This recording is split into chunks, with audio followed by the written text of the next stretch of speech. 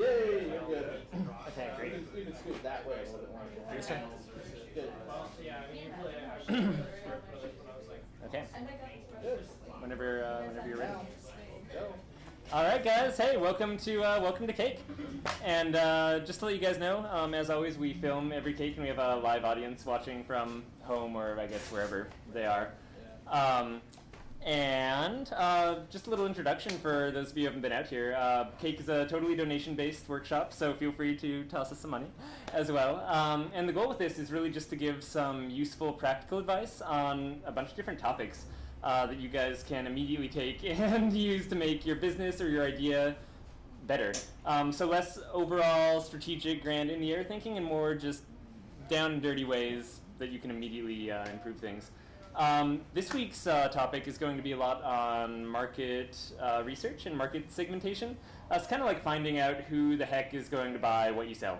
And then we're also featuring Akiko, who does upcycled clothing, and she was one of our early Cake members and has been missing it recently for another business workshop that she's been going through, business program. So we're going to talk a little bit about that, do an interview with her, and just kind of find out what she's been doing recently. And she's starting up an actual retail spot in the fall. So we'll delve a little into spring. Oh, I thought it was the fall for some reason. That was the initial plan. Okay. Spring, in the spring. So kind of the steps she's been taking to do that. And then she's also going to use all of us as a kind of focus group to run some business ideas by, just so we can give her some feedback and tell her what we think of her ideas. So that's what we have lined up for today. And starting out, I'm just going to start talking about, my name's Graham, if I didn't say that too. And I run Float On, which is a local business here in town. This is Derek Wyatt, my co-conspirator. The tweeter. All right. Who's just a social media expert. He's one of the only people I meet who talks about social media and actually knows what they're saying. It doesn't sound totally skeezy, which is how we got along to begin with. So just to launch right into this, kind of an overview, and this is going to be a shorter talk than usual than I give on different topics or than our guests give, just because I want to give kind of an overview and hop right into the interesting stuff, which is an actual local Portland business. So market research is kind of interesting in that we hear it a lot, and we think that we should do it, and we need to find out who's going to buy our products. And it didn't exist before the 1920s, which is kind of interesting. So the history is like around the time that the golden age of radio was coming around, and you actually had these broadcasts. You started having advertisers who were buying out slots for different shows, and back then you'd do a model where you actually sponsored the entirety of a show rather than just have commercial spots that play during it. And people were finding out that these sponsors wanted to sponsor different shows because the different shows were hitting different markets in the United States. And that's where this whole idea of kind of market segmentation, the idea of demographics in marketing came about. And the idea of doing market research to find out what the heck these different groups of people actually want and who you're hitting. And from there, it just starts getting crazy. And you go into the golden age of advertising, which ends up being the 50s and 60s.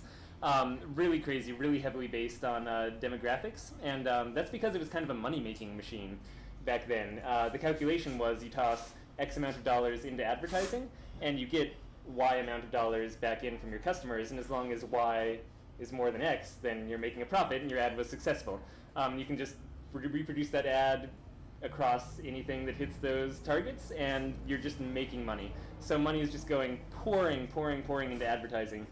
And we also were just less sophisticated back then as consumers. We didn't see ads around, and we were just like, that's an ad I don't trust. I mean, now I walk along or watch TV ads. I TiVo through the ones that I have to watch on my computer. If I'm watching something and an ad comes up, I just mute it. Like, we are so tuned out to advertising these days. And that did not used to be the case. So that's the history, I guess, of a lot of the market research and where it comes from, just to give you a little background for some of the stuff that I'm going to be going into. So there were a lot of other differences back in back in the day too. Getting information to flow properly, just about your product, was a lot different. So that's a lot of that advertising as well. Trying to figure out what people care about before the internet. Like, you're like, okay, great, there are these demographics of people, like people who repair cars. But you don't have the internet. You can't just go onto forums and see what else they're talking about. You can't just find this huge group of people who is really passionate about a subject and immediately delve into it.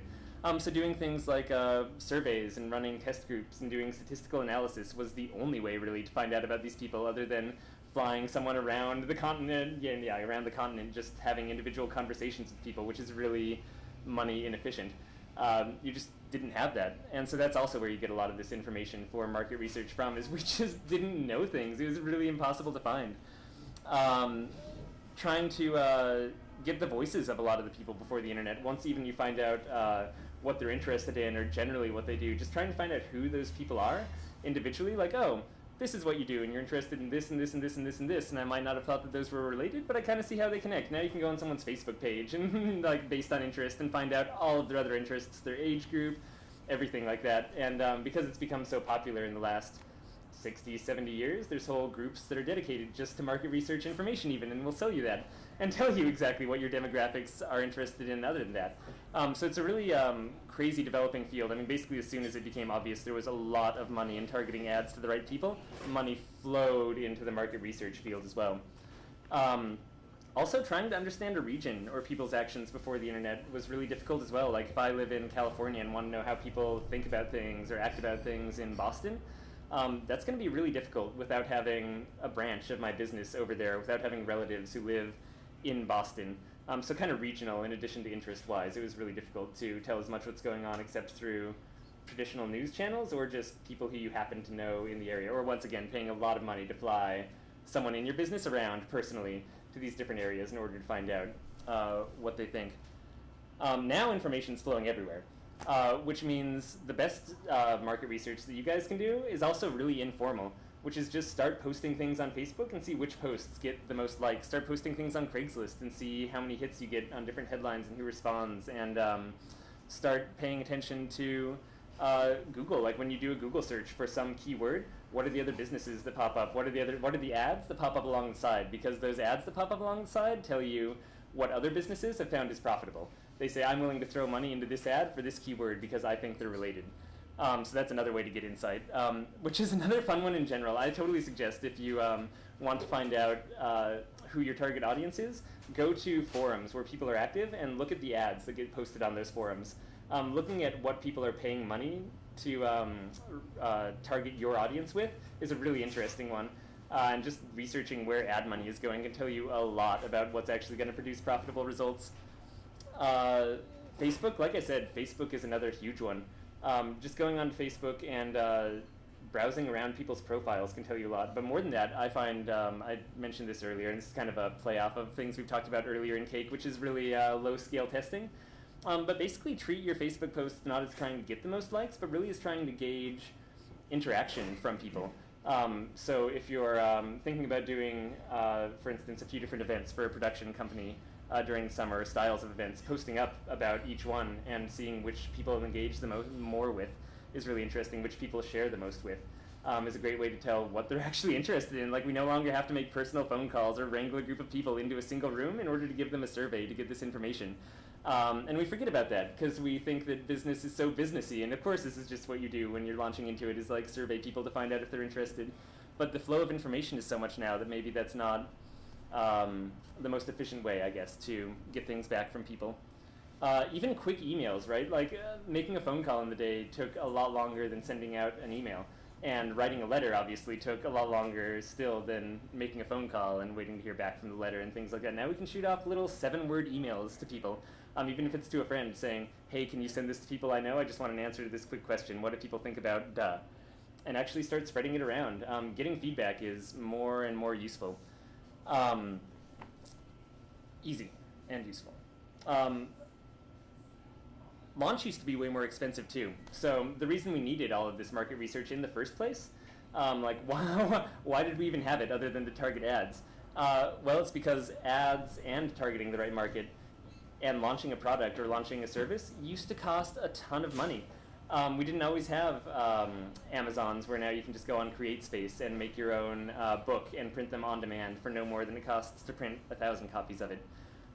We didn't have things like Cafe Press, where you can go and just easily make your own t-shirts or your own idea. Means of production are getting cheaper and cheaper, and commercial means of production are getting more and more viable, just with, what's not commercial, what's the word for user? Private? Yeah, sure. Private use. Residential, there you go. For residential use, right? Like you get a printer and you want to start a printing company and start making prints of local art around town. That used to be quite a process. Now you can just buy an actual high-quality printer for $1,500 and start making prints out of your kitchen or wherever. Actually being able to make things has gotten so much cheaper, which means that spending all of this time and money on testing things before you make them becomes less and less viable of an option to actually still turn the same amount of profits and get the same amount of information. Now that the launch of something doesn't cost $15 million, it costs a few thousand, and you can bring that down even, and when you're talking about the idea, you don't need to actually launch it. You can even just talk about your idea on Facebook or on your blog, and before you do anything, you can see what people's interest is. Means that the same level and depth of market research and time spent before we launch an idea, we don't need to take that anymore. We can kind of just get our hands dirty really quickly if we know what we're looking for and base our actions on the results that come from that rather than on sheets of paper and questions that you ask someone. Permission too. Once again, it used to be that not only would you have to have money to do something, you had to have the permission of whoever it was that was doing it. You know, you want to get a TV show or a radio show shown. There's only one channel for that, really. I mean, you know, there's three technically when we kind of first started out and started getting going, but really it's like the TV industry or the radio industry, and that's how you get things out. Now we actually have the internet, and we have the ability to launch entire internet shows and podcasts and things without costing us hardly anything. I mean, this camera that's broadcasting in 1080p HD cost, I think, $100 from Cake. You know, this little microphone which records in 4-channel stereo and can get complete surround sound accuracy to play back on headphones cost also around $100. It's amazing how easy it is to actually get whatever you want out there media-wise as well. Without having some executive say, or someone who runs another business say, yes, this is okay to present to the public. Yes, we can find sponsors for this now. If you have an idea and believe in it enough, you can find the sponsors yourself. You don't need to add in that middleman step. So this is all driving towards the same point, which is really that there are so many people now and so many niches, and that we have the internet to gather together those niches into actual groups of people, tribes, Seth Godin calls them. That's kind of been taken up recently as a really kind of buzzword, is tribes of people. That you can get really tiny with your market. You can be really specific and still make a profit. And, you know, this is a really silly note. I wrote narcoleptics who like board games and live on the East Coast as an example of getting really specific. But you could target that, and you could probably make a profit off of a product. So what does that mean for us, is kind of where this is going. And to me, what that means is we get to do what we love and whatever the hell we want. And it's up to us to find then the market that fits that. And I'm sure there are lots of ways to launch a bad business and not succeed, and lots of ways to find a market. Like maybe you will find a market where you're just literally the only person in it and there is no one else who wants to buy what it is that you think is really useful. But if that's the case, hopefully like you'll know within the first couple weeks of posting on Facebook, and it's just like desolate, whereas you post about the new Transformers movie and get like 30 likes on it, and you're like, okay, maybe this idea is not the best. So methods to find your market, just as a little kind of overview of different ways that you can look at things. Surveys, you have test groups, you have statistical analysis, you can look at other people's ads, demographic info. You can actually just nail demographic info from US government websites, from the Portland website. I was going on looking today at different, they actually have demographics and age groups and everything for all of the different minor neighborhoods around Portland, like things like Ash Creek.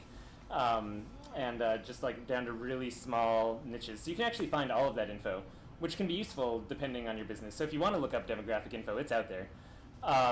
Facebook, once again, is great, and the more that Facebook and Google and things like that start collecting more and more info about other people, the more you actually get really good articles even that are publicly released that tell you what that info is and what people have found from their statistical analyses. So the info is out there and more available than ever. There are still groups that you can pay to just run tests and run surveys. There's surveys that you can launch on websites and get information. You can Google various groups and forums and just find out what they're talking about. So these are all ways to, I guess, and we talked about kind of, that's like an overview, I guess, of the different ones that I talked about as we were going through this. And just a little something to consider with all of those as well is that none of the ones that I just listed are actually taking an action. So even as you get away from doing surveys and test groups and things where you actually are taking a lot of your time and making sure to wrangle a group of people and organizing that whole thing into where you're doing web surveys and looking at Facebook and looking at Google Analytics and things like that, people are still just really bad at reporting what they're going to do. Otherwise, bars would make not very much money at all, and gyms would be like the richest businesses in the world if people always said what they were going to do. But instead, we say we're going to quit drinking and we go back to the bar and say we're going to work out and we just like keep our gym membership for 12 months because we feel a little fitter because of it. And like. And it's the same with surveys. Anything that you actually just ask people, even just conversations with people, and you're like, oh, do you think this is a good name? Would you buy this product? People are really bad, we as humans are really bad at saying what we're actually going to do in those circumstances. So the closer you can get someone to taking an actual action, which we've talked about in some of the past sessions, so I won't go too much into it. This is sort of a review of that one, the better. Websites that have the most accurate analytics for spending before they launch do a pipeline down into where it actually gets them to enter in a credit card number that then completely gets deleted from their system. And they say, oh, nope, sorry, like we deleted your information, we didn't store it, we just don't have this thing yet, or there's, we have to wait 6 months, whatever. But the point is they got someone to actually get down there to the point where they were willing to enter in the credit card information. If you just had something on a website where it's like, enter your email for more information when this comes out, or if you'd like to buy this when it comes out, or to be added to the wait list, that's not as good an indicator. So the cake advice is the closer you can get to putting your actual product in people's hands and having them give you money for it, that's the real market research that you should be doing. And in this age where you can release your products or put your service out there or announce it via Craigslist or whatever it is that you do and get it so immediately accessible, there's almost no reason to run the market research ahead of time. And there are exceptions to that too, which we'll talk about just briefly here in this next section. So if you want to start handing these guys out, I guess, actually, since we're not doing a workshop section. So the worksheet today is a little different than our usual cake worksheet in that we're not actually doing a workshop portion of this one since we're going to be doing the interview. So this was just some information that I accumulated, which I thought was kind of interesting for a few different ways to look at market research and what people do. So I'm just going to go through this. Feel free to scan it or read. It's human nature to do that anyway when I hand out a piece of paper. But I'll just kind of cover these really quickly. So Apple doesn't do market research. Just stated, pretty much, yeah, Steve Jobs, it was very much just known that he designed for himself and what made him happy, and kind of the high-level people who were in charge of design as well. Seth Godin said that Apple had one customer. 37 Signals, who's also just we've talked about them before. They do project management software, follows that as well. They don't do market research. They do segment their markets though, which obviously Apple does a little bit too, kind of high end and lower end, and 37 Signals does the same thing. They basically said, we do small business project management, probably because that was the first thing they hit when they went to do anything. Was like, okay, let's start something. Well, we probably need something to manage this, and they started building it themselves and never stopped. And they do segment their customers based on price, like basically what range of small business they're in. New seasons. So here's where we start getting into some variation. That's geographical, right? If you have a retail shop, you are actually limited by geography. So that's something that the internet helps in that you can get the word out more and have all the internet-y stuff. But you're still limited by just having an actual physical location. So that's one where demographics comes in really handy. For instance, new seasons, right? If there's a New Seasons close to you, you're probably going to go to that one. If there's a Whole Foods close to you and you're in that Whole Foods New Seasons category, you're probably going to go to the Whole Foods instead, rather than drive an extra 10 minutes to get to a New Seasons. So making sure to position accordingly is a really interesting one. They're going for geographical markets. So my guess, and I have no idea whether they actually did this, is they figured out what they were doing, which I do know how they did that because they blog about it, which is just they're really into the local Portland scene and they're really into being like incredibly friendly and having great customer service. And they're really into high-quality produce and high-quality products that they carry in the stores. And so rather than, this is another like argument for just doing whatever the hell you want with your business, or like starting a business that you just love, which is they weren't like, oh, what's going to be the most profitable necessarily. They were probably just like, we really like sustainable agriculture. We live in Portland. We like friendly shops. Like, let's launch this thing and do it right, and we think it'll succeed. And then where the targeting came in is, okay, we know this is what we want to do. Where do we open up?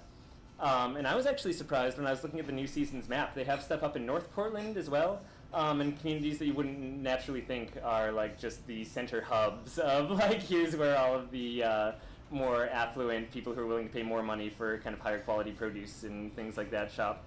But they're scattered all around, and I'm guessing they did a lot of demographic research for those individual areas, found out when they were growing. Probably also, I would say, a lot of on-the-ground personal, like people who live in those neighborhoods. really arguing for them, spending a lot of time around there, and especially for opening up Portland-based shops, something like that. Spending time just by foot, going around, hanging out in the different neighborhoods and coffee shops that you want to open up is critical. You can read as much as you want about demographics and things, but really all they are is shorthand. Like that's the synopsis of what you would be getting from doing all of your in-person, on-the-ground research. So if you get the chance, of course, you don't want to take the shortcut, right? It's like, ideally for every single customer, you have like an in-person conversation about how they liked your product, but that's unreasonable. So some companies do phone calls, but that gets unreasonable too. So like most often you just get an email saying, fill out this survey, which I hardly ever do. The idea being like face-to-face communication and in-person communication and research is always the best. Everything else is a compromise. So the closest you can get to that with your market research, the closest you can get to like sitting down and having lunch with someone who uses your product or does whatever it is all the time, like your most passionate customer, that's what you really want to do for your market research. Ignore the surveys and find the 2 or 3 people who just love whatever it is that you're doing and find out why, because that's probably applicable and you can kind of start marketing there instead. And my guess is so that's kind of a tangent off of New Seasons, but goes back into that they pay attention to where they're opening, and they pay attention to what's going on even more than just the demographics of North Portland might not be as affluent as the Southeast, might not be as affluent as the Southwest, or even like as health-oriented like that. And they're still, I'm sure, rocking it up there and making it work. Facebook is an interesting one, and that's kind of a float-on one that we've run into as well, which is our market is just everyone. Which is a weird, I wouldn't even say problem to have. It's just an interesting marketing situation to be in, which is everyone can use it, and we think that everyone should, and obviously so does Facebook. And everyone that we get in there, regardless of age or anything else like that, seems to love it. So Facebook started really small, and that's the lesson to learn from this one. I think if your market is everyone, don't just take that to mean that you should market to everyone. And that you should immediately start going out there and doing this blanketing campaign. Rather, I think what works is finding a really specific case that you know will work well. And even though it's equally as applicable across the board to all of these other people, just target that one specific one really well. So they started with Harvard specifically, and then Ivy League schools more than that, which is great. It's exclusive. There's a lot of reasons that I think that worked. But more than that, they can actually just cater to the needs of it. Right? Like if you go to an Ivy League school and you're marketing to the people who go to that Ivy League school with you, you know what their mindset is and kind of what they want from things. You can target it a lot better. So from there, they expand to other colleges, then to high schools, and then to the general public. If Facebook just launched as a MySpace competitor and immediately appealed to the general public and was just like, hey, social network available to everyone, I personally think that they wouldn't have done nearly as well or been able to expand, or I think they would have just caved. But that's personal opinion and subjective, but interesting nonetheless. Cake, our strategy is you find your market by getting customers. Like I said, you don't find your customers by doing market research. So as long as we can launch small, we might as well. And just let your customers and let the market research be whoever finds your product. And it'll probably surprise you. You'll be like, oh, I didn't expect those people to be buying my bags or coming to my events or getting my frames. I am happy to market to you, though, and you can kind of go forward from there. And so there's an exception to this, which we're not talking about, and that's because it's not so much small business oriented. But it is still huge amounts of sales that get made and huge amounts of businesses as well, and it's worth addressing. So I just used a sample company, which is a real company too, Phonar, down here. And the way that they have to do market research, I'm sure, is by in-depth customer relationships. Or like massive surveys plus in-depth customer relationships, and that's because they're an industry, so they manufacture MRIs. And the manufacturing MRI machines is one where you do still have that really high launch price, right? Whenever there's something where you cannot make it without having a lot of money to put it into being, that's when you still see all of the like relationship building, all of the market research early on, all of the front loading, because all of that time spent and all of the research is still cheaper than generating a faulty prototype for an MRI machine that no one's going to use, and having to go back and make another prototype MRI machine that no one uses, and like you're already bankrupt at that point. So getting it right on the first time for certain industries that are mainly business to business and also very high technical and very low amounts of customers, like they're appealing to a set amount of hospitals and really high-level like specialty medical places across the country. I'm not even sure if they're international, probably because shipping an MRI machine would be so expensive. Less stuff that we have to worry about though. More to just keep in the back of your head that there are cases, mainly where it will cost a lot of money, where market research can still be useful. and to still be wary, even when you enter those, of what people tell you. Like, if you go strictly based off of what people tell you, you will shoot yourself in the foot a lot of the time, because, once again, self-reporting is not too great. So that's it. That's pretty much the talk that I had for today. Not too much, and I'm totally willing to answer any questions if you want before we take a little break, reposition this camera, and then come back for the Akiko interview. Did anyone have any sort of any sort of I guess questions or like beef with what I was saying? You're like, no, like surveys are the way to go. I've made so much money off of the products that I launched from my. One thing that popped in my head, like comparing Apple to Phonar, was like Phonar might do market research and Apple might not, but Apple certainly does usability, to the max. Right. And they know their customers, they know how they use the products and what they expect them to do, which isn't the same as market research, but it's a beautiful product that does that.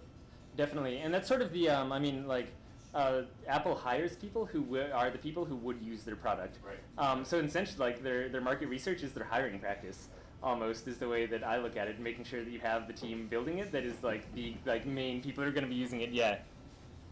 It's interesting. Yeah, you can kind of view market research recently as this switch of combining it into different elements of the business. Like almost, I think very few companies, except for these really high expense ones, actually have a market research segment. It's more like it's combined with launch, or like combined with hiring, or combined with some other aspect. Yeah, UI testing even.